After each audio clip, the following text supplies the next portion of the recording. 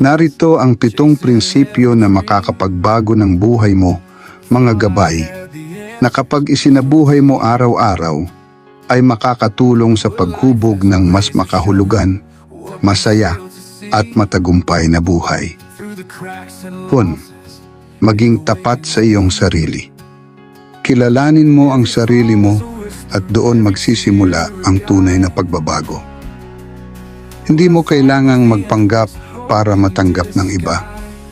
Ang pagiging totoo sa sarili ay daan tungo sa tunay na kalayaan at kapayapaan. 2. Piliin ang mabuti sa bawat desisyon. Ang buhay ay bunga ng ating mga pinili. Kahit gaano kaliit ang desisyon, kapag pinili mo ang tama at mabuti, ang resulta nito ay malaking pagbabago sa kinabukasan.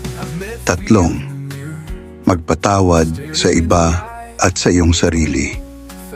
Ang pagpapatawad ay hindi kahinaan, ito ay kalakasan. Hindi ka makakausad kung bitbit mo pa rin ang bigat ng galit at sama ng loob. Palayain ang puso at hayaang gumaling ito. 4. Magtiwala sa plano ng Diyos. May dahilan ng bawat pangyayari at may plano ang Diyos para sa iyo. Kahit hindi mo pa makita ang kabuuan ngayon, manalig ka. Hindi ka niya kailanman iiwan. 5. Huwag matakot sa pagbabago. Kung gusto mong umunlad, yakapin mo ang pagbabago. Ang comfort zone ay kaaway ng paglago. Lumabas sa pamilyar at hayaang lumawak ang pananaw. 6. Alagaan ang katawan at kalusugan. Ang malusog na katawan ay tahanan ng malakas na kalooban.